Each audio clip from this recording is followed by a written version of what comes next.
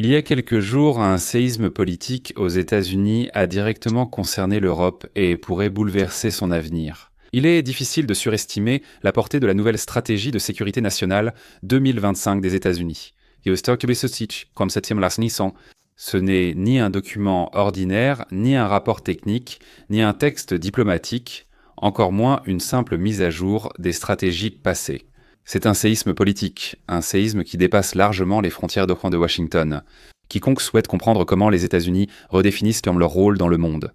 Pourquoi l'Europe n'apparaît soudainement plus comme un partenaire, mais comme un problème, et quels bouleversements tectoniques façonneront notre ordre de sécurité dans les années à venir, ne peut ignorer cette National Security Strategy. Ce document marque une césure historique. Il décrit non seulement ce que les États-Unis veulent, mais aussi ce qu'ils ne sont plus prêts à faire. Il montre comment pouvoir, influence et responsabilité se partagent dans un monde qui évolue plus vite que beaucoup ne l'admettent.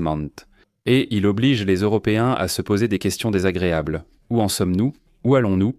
Qu'attendons-nous des États-Unis? Et sommes-nous prêts à ce que les réponses ne soient plus les mêmes qu'au cours des 80 dernières années? Dans cette vidéo, nous analysons ce coup de tonnerre des États-Unis, un signal d'alarme pour l'Europe. Ali Gastro dit « Économisez un maximum chez Holiday maintenant avec mon code ».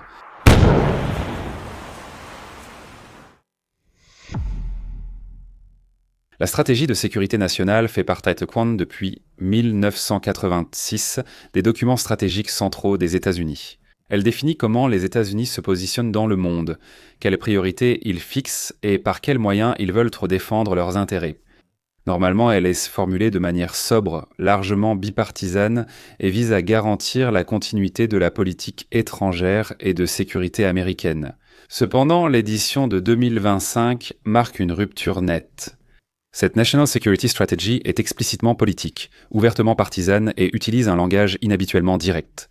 Elle n'a pas seulement décrit des priorités classiques, mais elle a aussi formulé sans détour l'attitude idéologique fondamentale de l'administration américaine actuelle.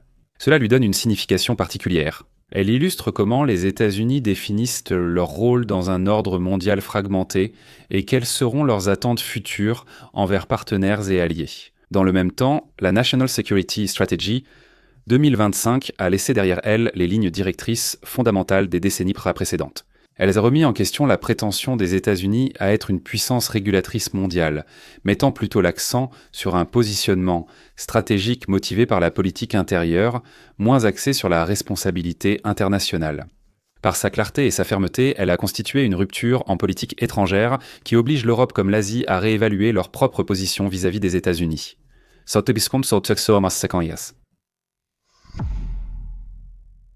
La National Security Strategy 2025 donne une vision très claire de la façon dont les États-Unis se perçoivent sous l'administration actuelle. Elle décrit un pays qui n'est pas principalement défié par des adversaires extérieurs, mais surtout par des conflits internes, idéologiques, sociaux et institutionnels. Ce diagnostic de soi est formulé de manière exceptionnellement ouverte et constitue la base de l'ensemble de l'approche en matière de politique de sécurité. Au centre, les États-Unis sont représentés comme une nation en lutte profonde. La stratégie souligne que la polarisation politique, les tensions culturelles et une perte supposée des valeurs traditionnelles ont sapé la force du pays. Il en résulte un récit stratégique qui lie étroitement la politique de sécurité aux idées de réformes intérieures. Le renouveau national est présenté comme une condition préalable à la capacité d'action internationale. Il est particulièrement frappant de constater que les questions de politique intérieure sont élevées au rang de clé de la politique de sécurité. La migration, les conflits d'identité au sein de la société, les questions de liberté d'expression et les prétendues restrictions dues à la censure ne sont pas considérées uniquement comme des sujets de discorde intérieure, mais explicitement comme des menaces pour la sécurité nationale. La National Security Strategy 2025 affirme que l'instabilité intérieure affaiblit la capacité des États-Unis à se concentrer sur les défis internationaux. Ainsi, la définition de la sécurité se déplace de manière significative des dangers militaires classiques vers des affrontements politiques et culturels au sein du pays. Ce déplacement s'accompagne d'une forte personnalisation. Alors que les stratégies précédentes adoptaient délibérément une perspective institutionnelle, la National Security Strategy 2025 place explicitement Donald Trump et son mouvement politique au centre des lignes directrices de la politique de sécurité. La stratégie reflète le point de vue selon lequel les États-Unis ont été affaiblis par des décennies de mauvaise politique et qu'ils doivent désormais changer de cap, qui fait partie intégrante de l'agenda politique du président. Cette empreinte individuelle constitue une rupture avec la tradition de formuler les documents stratégiques de manière bipartisane et institutionnelle. La National Security Strategy 2025 marque aussi une rupture majeure dans l'évaluation des principes fondamentaux de la politique étrangère. La conviction de plusieurs décennies selon laquelle les alliances, les institutions multilatérales et la présence mondiale génèrent et chartent la force américaine est remise en question. Au lieu de cela, le document décrit les engagements internationaux comme un fardeau potentiel et appelle à un retour à la souveraineté nationale et à l'autonomie stratégique. Il en résulte une conception de la sécurité qui repose moins sur la coopération et davantage sur le contrôle national et l'affirmation de soi.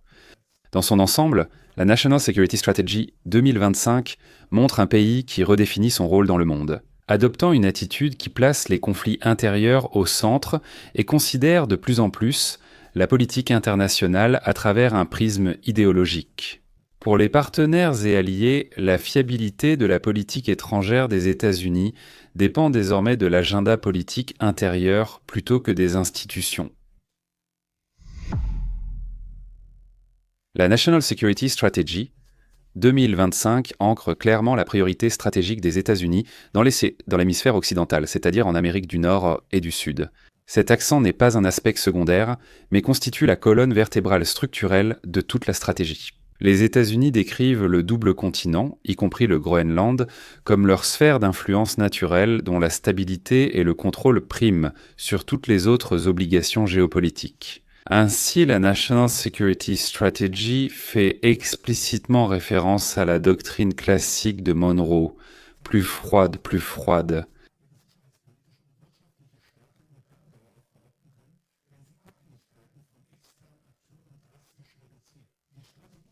Le jeu plus froid a mis en évidence les vulnérabilités des chaînes de production mondialisées.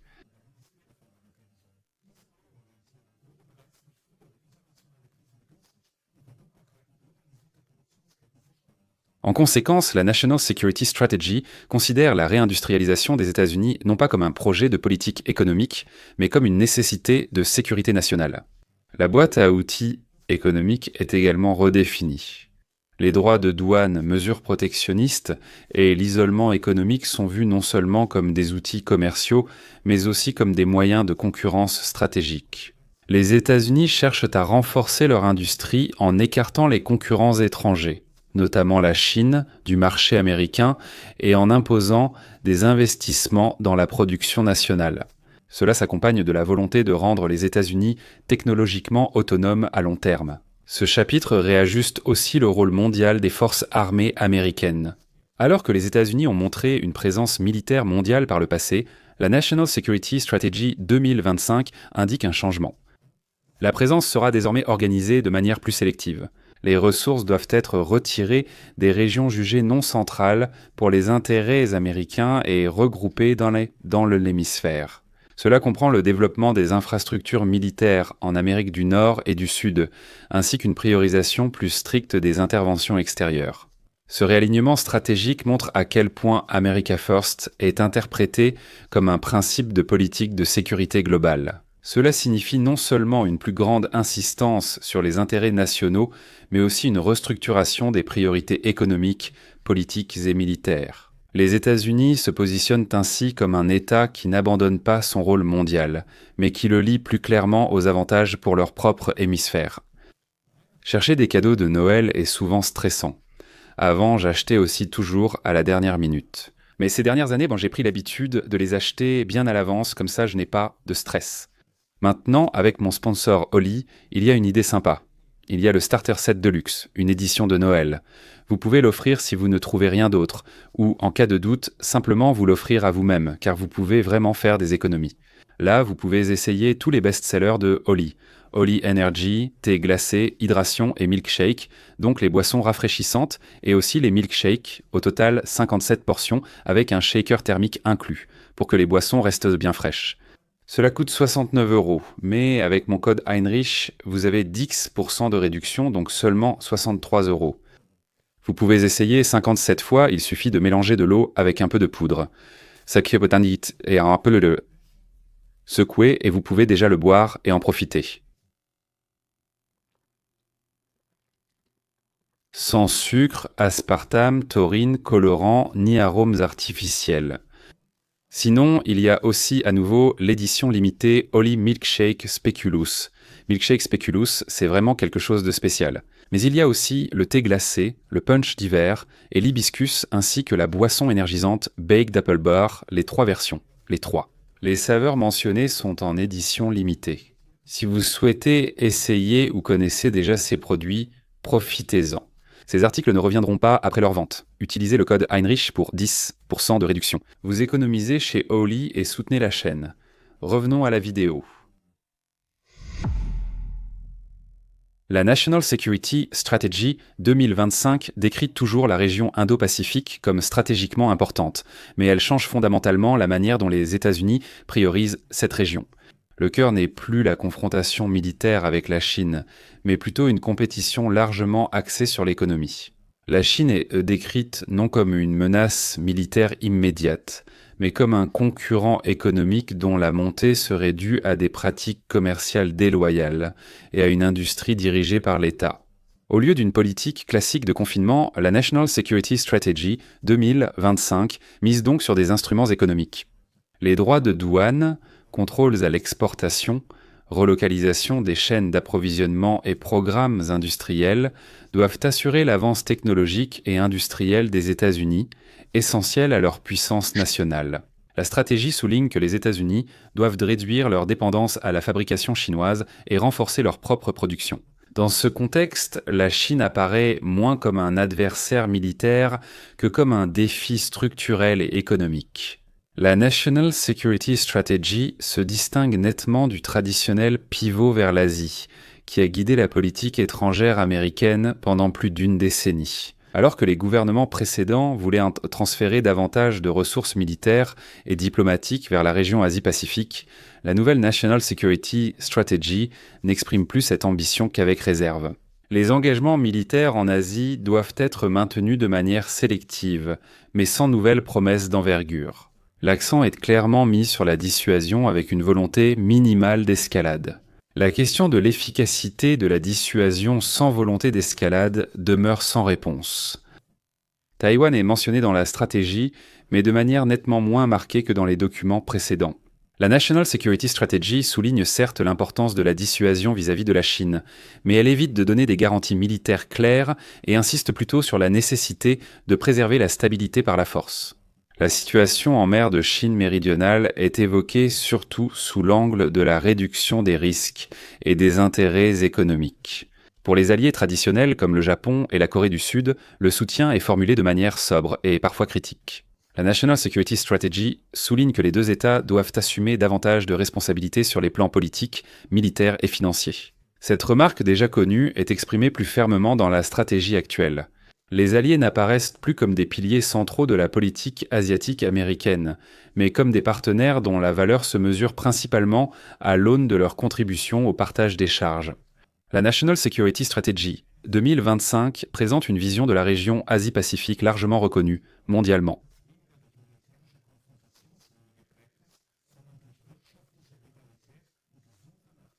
Les États-Unis n'annoncent donc pas un retrait de l'Asie, mais ils redéfinissent leur rôle dans la région, moins comme garant de la sécurité et davantage comme acteur d'une compétition mondiale pour la domination industrielle et économique.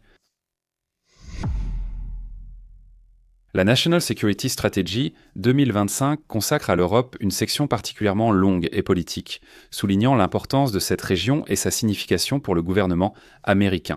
Les anciennes stratégies voyaient le continent comme un partenaire clé, mais la National Security Strategy actuelle affiche un profond scepticisme.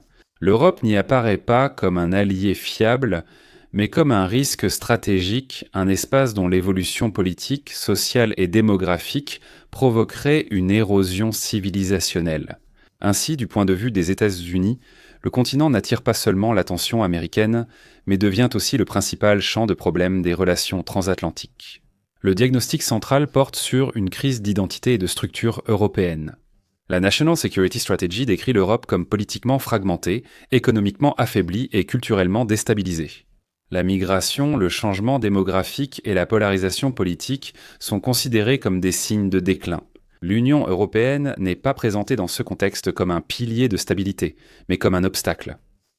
Les institutions supranationales s'apprêtent la souveraineté nationale et fausseraient les processus démocratiques. Ce point de vue suit clairement un récit idéologique qui voit l'intégration européenne comme une menace pour la liberté. La conséquence politique qui en découle est remarquable et marque une rupture historique. Les États-Unis annoncent ouvertement dans la National Security Strategy leur intention de soutenir des mouvements et des forces politiques en Europe qu'ils qualifient de patriotiques. Ce qui, dans le langage diplomatique, aurait normalement été négocié à huis clos est désormais formulé explicitement. Washington considère les changements de pouvoir interne en Europe comme un objectif stratégique légitime, ce qui signifie rien d'autre que les États-Unis visent un changement de régime en Europe. Cela crée de fait une nouvelle logique de sphère, dans laquelle les États-Unis veulent influencer les développements politiques en Europe, afin de favoriser l'émergence de gouvernements idéologiquement plus proches de l'administration américaine. Cette ingérence politique est justifiée par l'affirmation que les gouvernements européens réprimeraient la volonté de leur population, notamment en ce qui concerne la migration, la politique envers la Russie et la question ukrainienne. La National Security Strategy décrit une Europe dirigée par des élites qui s'opposeraient aux intérêts de leur propre population.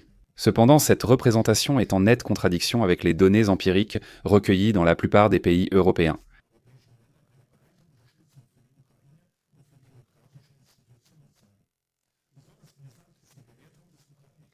La National Security Strategy avance la thèse que les États-Unis et la Russie seraient en mesure de trouver une solution.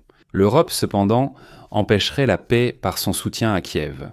La stratégie suggère qu'un plan de cessez-le-feu, élaboré par Washington et Moscou, aurait été possible, mais que l'Europe aurait bloqué un accord par une peur irrationnelle de la Russie. Cette présentation déplace la responsabilité de la guerre de l'agresseur vers les soutiens de l'Ukraine attaquée et correspond, sur des points essentiels, à la ligne de propagande russe. Les conséquences de ce point de vue sont considérables. La National Security Strategy présente une Europe qui, à cause de changements démographiques et de divisions politiques, ne serait bientôt plus que partiellement apte à se défendre.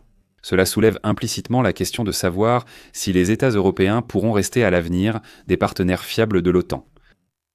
Parallèlement, les intentions formulées des États-Unis de vouloir influencer activement la politique intérieure européenne constituent un défi fondamental pour l'Alliance. L'Alliance repose sur la confiance mutuelle, mais la National Security Strategy indique que Washington est prêt à saper cette confiance au profit d'objectifs idéologiques. Dans l'ensemble, le chapitre consacré à l'Europe, intitulé « Promouvoir la grandeur européenne », présente une Europe qui, du point de vue de la National Security Strategy, n'est pas seulement stratégiquement problématique, mais dont l'évolution politique est acceptée. C'est une vision qui considère le continent moins comme un partenaire que comme une zone d'influence, remettant ainsi en question la logique fondamentale de la coopération transatlantique.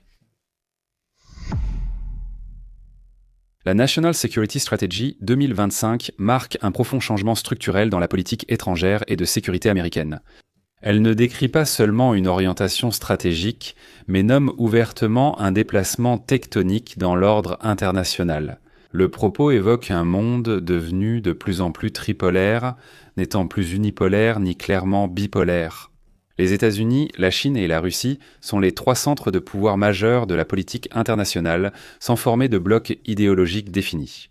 Dans cette configuration, la National Security Strategy ne considère pas l'Europe comme un acteur autonome, mais comme un objet géopolitique. Le continent apparaît surtout comme un espace qui, du point de vue américain, doit être stabilisé, corrigé ou réorienté stratégiquement.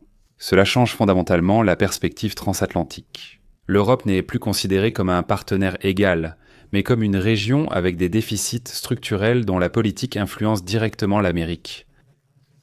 Ce point de vue remet en question la base de confiance qui s'est développée au fil des décennies, mais il démontre aussi une ouverture et une honnêteté remarquables. Parallèlement, la nouvelle stratégie américaine comporte des risques considérables pour la stabilité de l'Europe. L'ingérence politique annoncée dans les États membres de l'Union européenne sape les fondements de l'OTAN, dont la force repose sur la souveraineté mutuelle et une coordination fiable. Une politique américaine soutenant régulièrement des changements de régime chez des alliés affaiblit la confiance dans l'alliance et crée des opportunités pour d'autres acteurs. En particulier la Russie, qui utilise des récits similaires pour déstabiliser l'ordre européen. De plus, la présentation par les Américains des gouvernements européens comme souffrant d'un déficit démocratique peut conduire à une polarisation accrue au sein de l'Europe. En outre, la National Security Strategy contient une réévaluation des priorités américaines, qui a des répercussions immédiates sur l'Ukraine,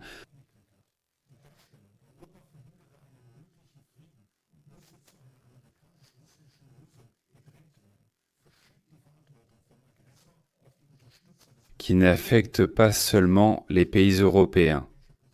Le développement politique qui concerne les Européens est un développement politique qui a un impact sur les pays européens. Les pays européens ne sont pas une exception. Cela a un impact surtout pour l'Europe elle-même. La National Security Strategy 2025 est un signal d'alarme. Elle montre que l'Europe doit renforcer sa capacité d'action. L'autonomie stratégique politique, économique et militaire n'est plus un concept abstrait, mais une nécessité immédiate. Si les États-Unis redéfinissent leur rôle, l'Europe doit activement définir le sien. Cela signifie renforcer la capacité de défense, réduire les dépendances industrielles et instaurer une unité en matière de politique étrangère. L'Europe n'a d'autre choix que de devenir le jouet des États-Unis et de la Russie, ou bien de devenir une Europe forte et unie, capable d'agir de manière autonome dans un monde tripolaire. Pour l'Allemagne, cette évolution implique une responsabilité spécifique. En tant que première économie d'Europe, carrefour de la politique européenne et acteur central de l'OTAN sur ce continent, Berlin joue un rôle clé. L'Allemagne devra s'impliquer plus financièrement, politiquement et sur la sécurité. La National Science Foundation affirme que la lecture stratégique passive appartient au passé. L'Europe ne peut plus compter sur une intervention automatique de Washington en cas de menace sécuritaire. En résumé, la National Science Foundation 2025 présente un monde dans lequel les États-Unis redéfinissent leur rôle, la Chine s'étend économiquement, la Russie agit militairement et l'Europe doit se réorienter. Ce document apporte une clarté stratégique, mais met aussi fortement à l'épreuve les bases des partenariats traditionnels. Pour l'Europe et surtout l'Allemagne, la conclusion principale est la suivante. L'avenir de la sécurité en Europe dépend de plus en plus des Européens. L'Europe ne restera un acteur pertinent dans un monde en mutation qu'en développant sa propre force. Que pensez-vous des déclarations de la stratégie de sécurité nationale 2025 ? Donnez votre avis en commentaire. Merci pour votre attention et à bientôt. À ce stade, je remercie sincèrement les soutiens, notamment le lieutenant-colonel Thomas Kamp et la lieutenante Jans van Eck to Bib, Karsten Schulz, Goulash Nacher, 4000 Tequila, 42. Badass Lawyer, Vision Sound Lab, PKF1. Woumaha Mori, Robert Viel 15, 28. Divertissement, Janice Gou, Anti-X, Sacha Muller, Cunningham et Stress, merci beaucoup. Sans eux, cela n'aurait pas été possible ainsi.